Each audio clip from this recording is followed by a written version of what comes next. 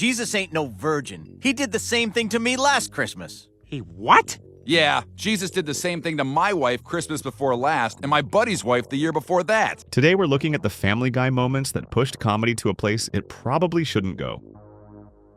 Starting off at number 10, we have a superhero joke in which Family Guy takes aim at Aquaman. Help! Somebody help! Rape! Scream all you want. Nobody can hear you out here. The setup shows a woman being assaulted on the beach, crying out for help. From the water, Aquaman pokes his head up and yells, I can. Aquaman, help! Hey, let her go. Or what? Or, I don't know, man, but you're lucky you're not doing that over here in the ocean. He stays planted in the water, tosses a harmless starfish, and even threatens to summon fish back up. For God's sakes, help! Do something! Ah, if you don't like starfish, you're gonna be mad about what I just did. Oh, God, help! Ah, you're in for it now, buddy. I got like 5 fish coming to help. But when the woman asks why he won't actually step in, his reply is beyond insensitive. Help! He's hurting me! Well, maybe you shouldn't have let him on. The gag was meant to lampoon Aquaman's land limitations, but turning an assault into the punchline crosses into pretty uncomfortable territory. Coming in at number 9, we have a cutaway gag that shocked even longtime Family Guy fans. Did you know the Griffins technically had 4 kids? Alongside Meg, Chris, and Stewie, there's also the dearly departed Peter Griffin Jr. Only if you say it right. Popsicle. Good. And you better be responsible tonight. I don't want a repeat of the last time I left you alone with one of our children. It's just so horrible. In a season 7 cutaway, we see a funeral scene where Peter gently consoles a sobbing Lois at their infant's grave. In his trademark oblivious tone, Peter admits, I'm sorry, Lois. I thought if I shook him enough, he'd stop crying. While Family Guy often leans on dark humor, joking about shaken baby syndrome, a leading cause of infant deaths, feels especially cruel. For some, it's a nervous laugh, but for others, it hits far too close to home. I was kind of right. At number 8, Family Guy takes aim at Christianity in a big way. Are you Jesus Christ? No. Oh my God, you are! You're Jesus Christ! No, I'm not. I'm just a guy working at a record store. In I Dream of Jesus, Peter finds Christ working at a record store. Once outed, Jesus turns into a fame-hungry diva, ditching Peter for limos, groupies, and late-night talk shows. The idea of the Son of God acting like a spoiled celebrity didn't sit well with many fans. Doesn't look like there's any room. What do you mean? Well, there's only one space left, and I promised it to that cow. This is gonna be so much fun! And if that wasn't enough, a later episode had him faking virginity just to sleep with married women. Jesus ain't no virgin. He did the same thing to me last Christmas. He what? Yeah, Jesus did the same thing to my wife Christmas before last, and my buddy's wife the year before that. For plenty of viewers, that was a line the show never should have crossed. At number 7, Family Guy takes gross-out humor to a whole new level. I suppose the easiest way would be to use the diaper as a bowl of sorts. Do you know how to take it off? No, I've never done it myself. Mum does it. In Brian and Stewie, the show takes a rare, serious turn. No cutaways, just raw character development. For a while, it actually works, giving fans a deeper look at the odd friendship between the dog and baby. I can't believe we're doing this. Ugh, it really smells bad, doesn't it? Yeah. You sure you can't stay like this? I'm getting a rash, Brian. I can feel it. But then comes the moment no one asked for.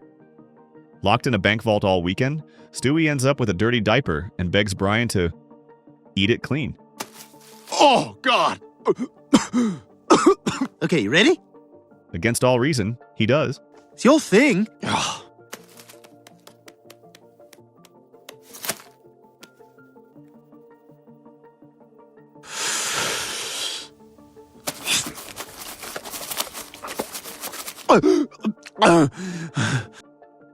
The scene drags just long enough to make viewers deeply uncomfortable, turning what could have been a standout episode into one of the most infamous gags in Family Guy history.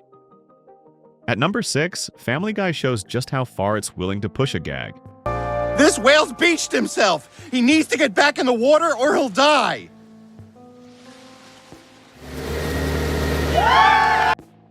In a 2014 episode, Peter gets his hands on a forklift, which already spells disaster. But things get really dark when he shows up on a beach to rescue a stranded whale. Instead of saving it, Peter accidentally impales the massive animal on the forklift prongs. What follows is nearly a full minute of him struggling to shove the whale back into the ocean while gruesomely tearing it apart in the process.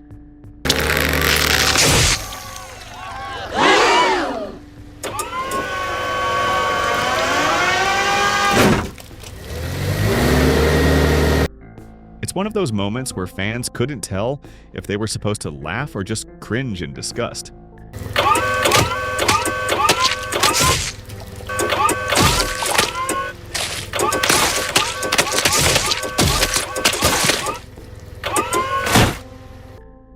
And to make things even stranger, something similar happened in real life in 2015, when a failed attempt to move a whale carcass ended in disaster on a Uruguayan beach. At number 5, Family Guy slides into dangerously dark territory. Peter, put that knife down. Lois, I don't have any friends. In the episode, a depressed Peter asks Lois from another room how to take his own life, and Meg, in her usual grim comic mode, actually offers what she thinks are tips. The gag goes for shock, but by flirting with real-world suicide, it stops feeling like satire and starts feeling irresponsible. Meg is right. Okay, I'll be in the garage. The show even skirts dangerously close to providing actionable information, which we won't repeat here. Critics and mental health advocates alike called the bit tone-deaf, arguing it could be triggering or harmful to vulnerable viewers. At number 4, Family Guy turns one of the darkest diagnoses into a punchline. I don't know how to tell you this, Mr. Devaney, so I'll let these guys do it. You have AIDS. Yes, you have AIDS. I hate to tell you, boy, that you have AIDS. In a Season 4 cutaway, Peter is shown in yet another random career, this time as part of a barbershop quartet. You may have caught it when you stuck that filthy needle in here. Their job? To deliver hospital news by singing it. Cue the group cheerfully belting out. Or maybe all that unprotected sex put you here. It isn't clear, but what we're certain of is you have AIDS. Yes, you have AIDS. What might have sounded like a clever setup quickly turned into one of the show's most infamous gags, with many viewers calling it tasteless and cruel. I'm sorry, I wish it was something less serious. Writers later defended the joke, saying the humor came from the sheer absurdity of singing something so serious. But not everyone was buying it. The moment was divisive enough that Peter even revisits it years later in Season 19, this time half admitting he regrets it. At number 3, Family Guy steps into controversial religious territory.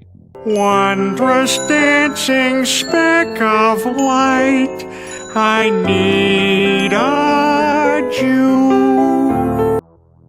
In a Season 3 episode, Peter finds himself in need of a good accountant and bursts into song, wishing for a Jew of his very own. The number leans on the long-standing stereotype of Jewish people and money, and while some viewers brushed it off as edgy satire, others found it flat-out offensive. Lois makes me take the rap, 'cause our checkbook looks like crap. The controversy only deepened when the song's melody, borrowed from When You Wish Upon a Star, sparked a lawsuit from Bourne Music Company. I need a Jew. They claimed the parody was degrading and stripped the original of its wholesome image. For many, though, the damage was already done. This was one parody that didn't land with everyone. At number 2, Family Guy tackles one of its darkest and most uncomfortable storylines. Brenda, the fact that you are being abused has affected my life in the following ways. The sister that I knew and loved growing up no longer exists. In Season 10, we're reintroduced to Quagmire's sister, Brenda, and her abusive boyfriend, Jeff. For your information, Brenda just agreed to leave you. Like hell she did. Brenda, you tell him? No, not yet. Despite his constant physical and emotional abuse, Brenda refuses to leave him. What the hell? Did you change the channel while I was going to get a beer? Oh, yeah. I'm sorry, honey. I just wanted to see who was on Letterman. We're watching Leno, you bitch! I'm so sorry. His soft, gentle humor connects effortlessly with my mainstream sensibilities. Things escalate to the point where Quagmire and his friends secretly take matters into their own hands, killing Jeff and faking a farewell letter to cover it up. Quagmire, you're talking about murdering a guy. It doesn't matter what he's done, it's still murder. The episode sparked heavy controversy. On one hand, the show addressed the issue more seriously than expected, even showing the psychological hold abusers can have. But many critics argued it was too dark for a comedy like Family Guy.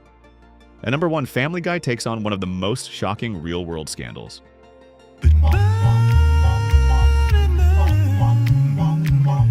In a season 14 episode, the show reimagines the opening credits of The Cosby Show. Everything looks normal, Bill Cosby dancing and mugging for the camera, except his co-stars are nowhere to be seen.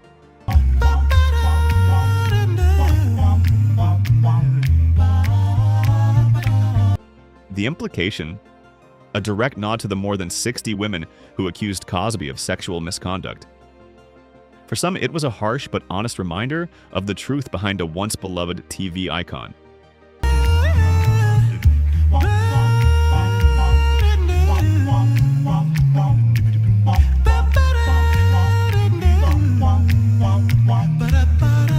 For others, it was just too cruel, turning decades of trauma into a quick punchline. Either way, it was Family Guy at its most unapologetic, ripping off the mask and forcing audiences to look. Love it or hate it, Family Guy proves no topic is off limits. Stick around by subscribing and we'll see you in the next video, which you might also like.